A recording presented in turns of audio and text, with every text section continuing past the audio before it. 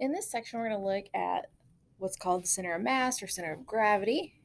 And we're going to be looking at several basically balancing kind of tricks. But they're not really tricks if you know the physics behind them.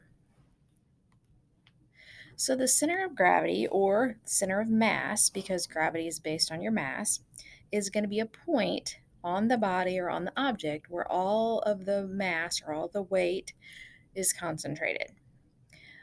For nice square or perfectly round objects, it's really easy to find that central point. Basically, if you think of where could I put my finger and make this object balance.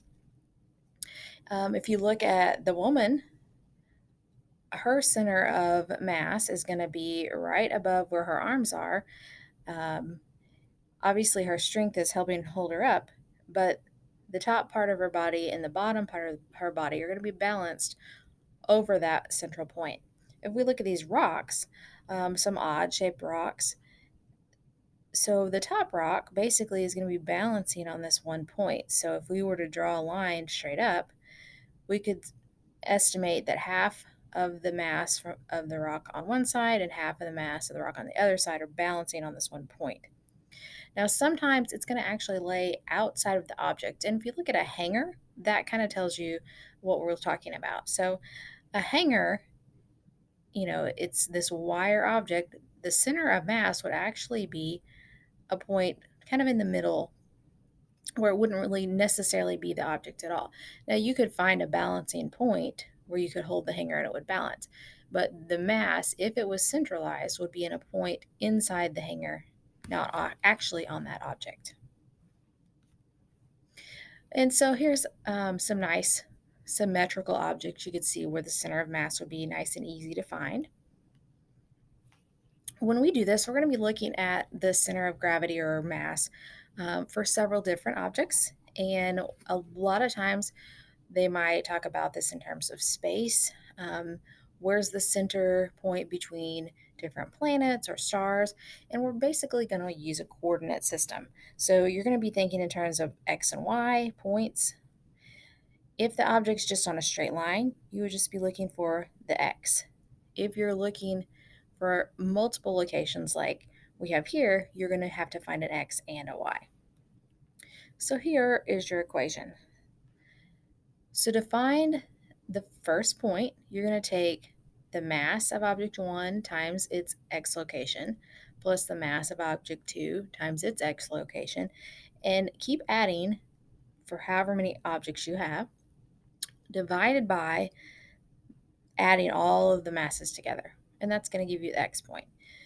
You would do the same thing for the Y. So you would have to work this equation 2 times. So let's look at an example. Here we have several different dots, 3 kilogram, actually 2 3 kilogram objects, and a 4. So we're going to have to find the X and Y coordinate where the central mass will be located. So if we just looked, if we take a guess, maybe more towards the 4, but probably somewhere in this area, we could say that the mass is located, right?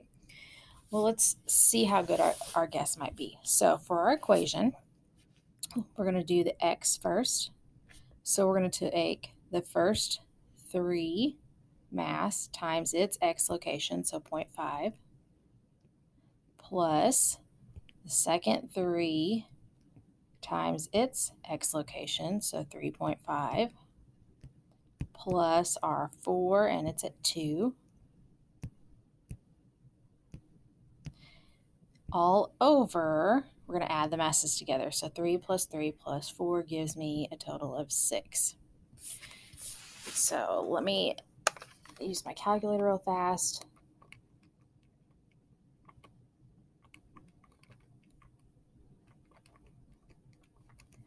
And so that's going to give me 3.3. Now we have to do the same thing for the X point. Or I'm sorry, the Y. So for Y equals 3 times 2.5 plus 3 times 2.5 plus the 4 times 0.5. And again, all over the masses of, I'm sorry, the mass should have been 10, right? 6 plus 4, so 10. So that's going to change my 3.3. Let me back up. 3.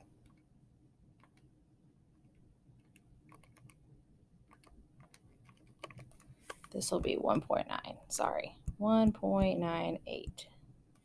Okay, and then my y, 3 times 2.5 plus 3 times 2.5 plus 4 times 1.5. I'm sorry, 0.5. Wow. Divided by 10 gives me y is 1.7. So I would write my answer as a coordinate. So 1.98x and then my y is 1.7. So let's see how far off our guess was. So if we went over 1.98 and up 1.7-ish, we were pretty darn close. And so this would be the point where the center of these masses would be located. You will have some problems that instead of locations, it gives you velocities. So with those velocities, you're just going to put them in just like they're the x or the y. And again, some problems you'll only have to solve for x because it'll only be in one direction. But some problems like this one, you're going to have to find x and y. All right, good luck.